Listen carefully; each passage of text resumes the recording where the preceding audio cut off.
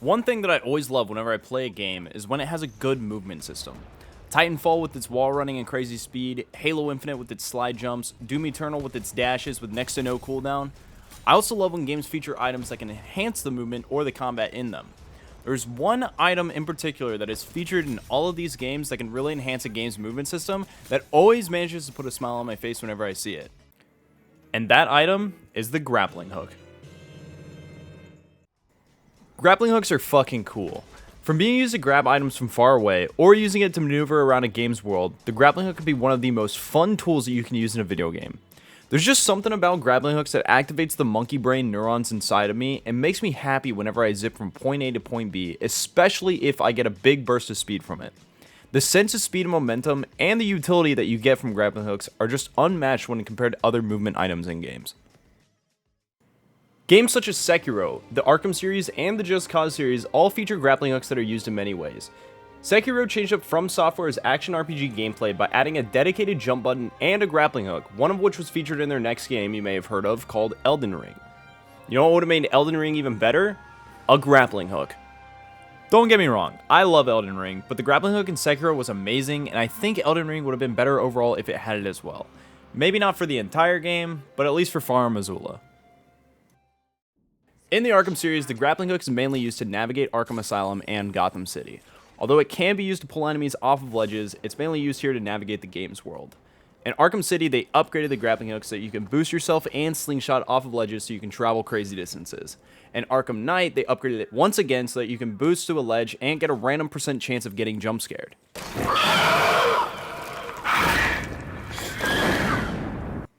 The Just Cause series is where the creativeness of the grappling hook truly shines in a sandbox. You can use it to normally navigate around the world so you can keep pulling yourself in your wingsuit, but the best part is how you can tether things together with it. The tether in Just Cause is honestly so broken, but that's what makes it so fun. Anything in this game can be taken down just by shooting one end of the grapple into your target and the other into the ground or another object. I would even go as far as to say that if you use a normal weapon in this game, you're playing the game wrong.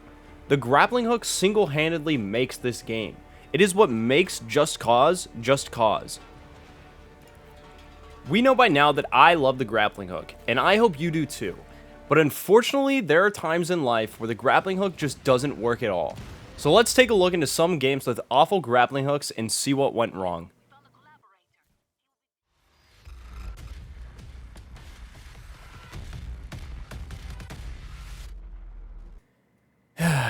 Yeah, this game sucks. Battlefield 2042's launch is one of the biggest disasters in gaming history, and alongside its terrible launch, it also has one of the worst grappling hooks in any game that I can think of. This thing just does not work half the time.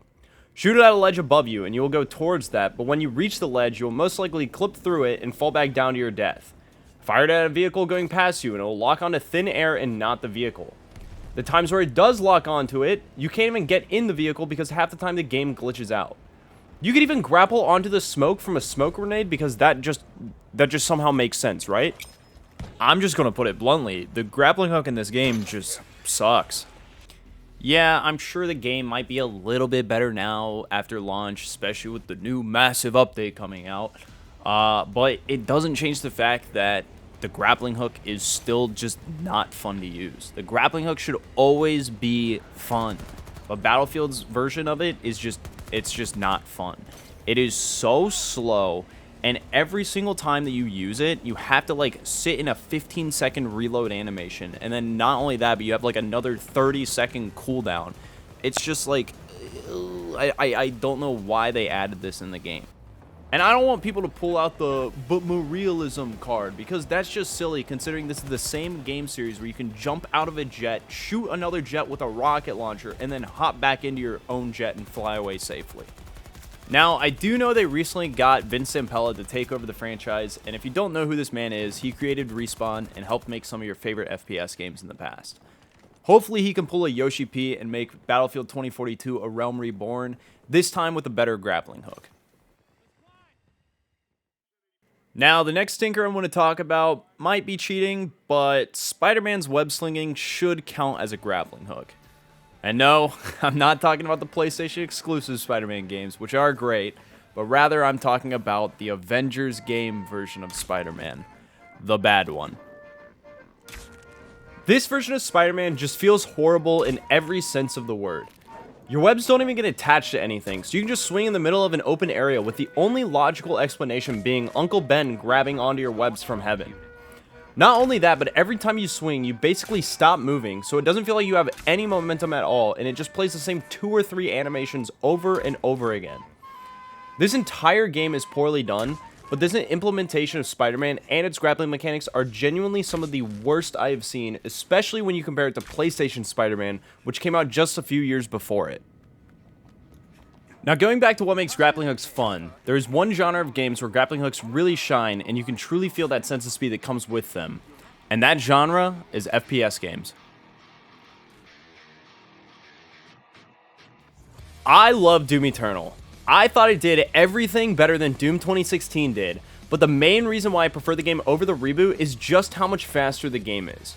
Not only do you get a dash that practically has no cooldown, but you get a grappling hook on top of that attached to the super shotgun that can be used for both movement and combat.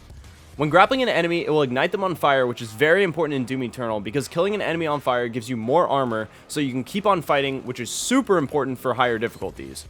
You can also use a grappling hook to swing around the enemies to get a quick burst of speed, which can be very satisfying depending on the arena that you're fighting in, such as open areas like this one. If you're in a close quarters area, you won't really be using the grappling hook for movement, but rather just for quick finishers on enemies. The biggest and really only gripe that I have with Doom Eternal's grappling hook is that it only works on enemies. You can't use this grappling hook to swing around walls or to get high ground by grappling to a ledge above you. They give you a grappling hook and don't let you use it anywhere but on one thing. Instead of environmental grappling hook movement, what did Doom Eternal give us? Monkey bars. We got fucking monkey bars. On November 15th, 2021, 343 Industries managed to do the impossible. Make Halo fun again. For like 2 weeks. Seriously though, Halo Infinite is fucking awesome, but it's a shame that 343 doesn't know what the word update means. But one thing that 343 really knew how to do well was make what is, in my opinion, probably the best all-around grappling hook in a video game. You can use this bad boy for combat to grab fusion coils and throw them right back at enemies. You can use it to grapple enemy vehicles, take away their shields, grab any weapon on the map, and even use it on enemies to stun them. Alongside those, you have the normal uses such as traversal, which it does very well, and even gives you a fast cooldown so you can just swing around the map whenever you want. Being able to grapple a rocket launcher that might be too risky to grab due to crossfire, and then be able to swing high in the air so you can get perfect shots on your enemies never gets old. Imagine the things that you will be able to do with the grappling hook with fan-made obstacle courses in Forge mode whenever that gets released in like 43 years.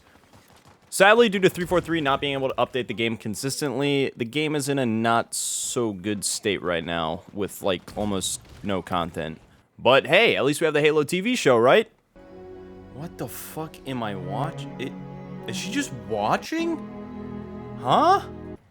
I think if any developers are looking at adding a grappling hook to enhance the movement of their games, they should look at Halo Infinite for one of the best all-around grappling hooks.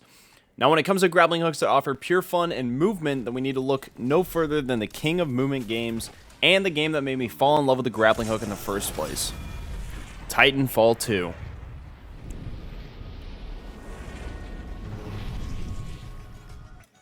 Titanfall 2 is still to this day, in my opinion, the best FPS game that I've ever played. The game is known for its extremely smooth movement system, and so far there still hasn't been a game that comes close to being as good. Yes, I know Apex Legends is the future of Titanfall, but when it comes to movement, Apex is a complete step down when you compare the two. If you go fast in Titanfall 2, you can carry that momentum pretty much forever as long as you are bunny hopping, but in Apex you can't keep your momentum at all and you'll eventually slow down to a halt. This game's grappling hook is quite possibly the most fun thing ever put into an FPS game. It's what made me fall in love with the item in the first place, and it's what made me fall in love with movement shooters after I realized the potential that they had. Now, Titanfall's grappling hook can't grab weapons or items to use against enemies like you can in Halo, but it can do all the movement mechanics that Halo's can way better. With Titanfall's grappling hook, you can get all the way across the map in like 5 seconds and still be able to carry that momentum all the way back with bunny hops until you hit a wall or want to stop moving. This game pretty much lets you go wherever you want, whenever you want, with the grappling hook since there are next to no invisible walls, and it's also one of the best and most fun ways to hit max speed in the game. You can pull off the most insanely satisfying plays that other games can only dream of having.